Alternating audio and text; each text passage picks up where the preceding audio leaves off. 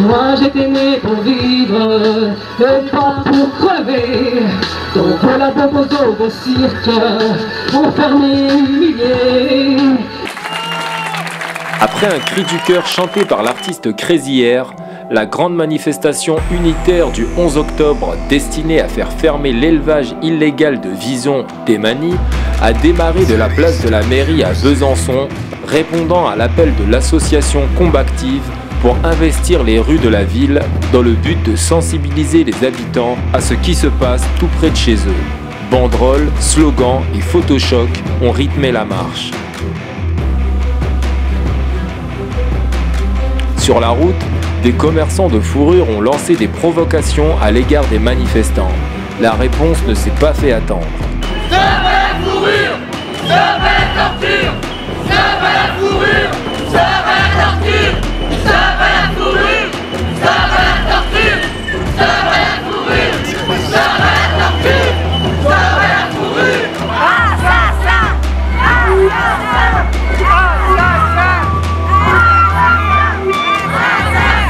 Je pense que c'est important de faire prendre conscience aux gens que porter de la fourrure, c'est porter du sang, c'est porter de la souffrance, c'est porter la mort d'un animal qu'on a dépecé. Aujourd'hui, il s'agit d'un éleveur qui travaille en toute illégalité, qui enfreint toutes les règles d'hygiène et qui pourtant n'est pas sanctionné. Donc il faut vraiment multiplier ce type d'action et faire bouger les choses. Le cortège de militants s'est ensuite arrêté devant la préfecture de police pour réclamer que la justice soit appliquée. À cette occasion, Fabien Robert, le président de Combactive et organisateur de la manifestation, a rappelé au cours d'un discours toute l'historique de cet élevage de la honte. La marche s'est achevée à Emani, devant l'élevage, où sont détenus en toute illégalité plus de 10 000 visons. L'éleveur avait caché les minuscules cages avec des tôles au risque de tuer les animaux par suffocation à cause de la chaleur de l'après-midi, dans le but d'éviter les prises d'images. En quelques mots, c'est un élevage qui existe depuis 1985, on est juste à côté. L'éleveur a caché la misère qui se trouve derrière.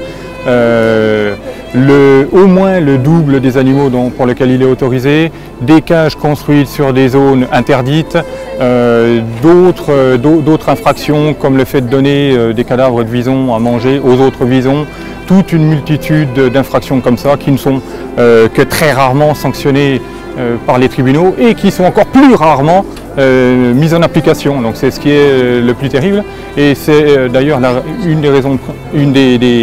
des motifs principaux qu'on va aborder ce soir en préfecture devant la chef de cabinet qui nous reçoit à 18h15.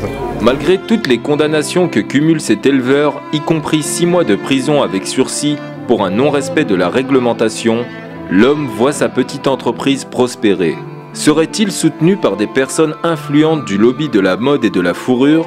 Une chose est sûre, une zone d'ombre plane sur cette affaire. Avec les condamnations qu'il y a eu là, c'est impossible qu'un élevage comme ça, normalement, puisse exister. Et depuis des années, voilà.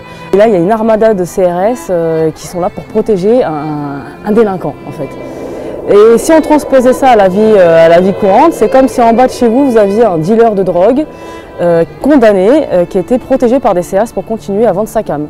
Donc on est quand même dans la 3e dimension. À l'issue de la réunion avec la chef de cabinet de la préfecture de Besançon, aucune décision n'a été arrêtée.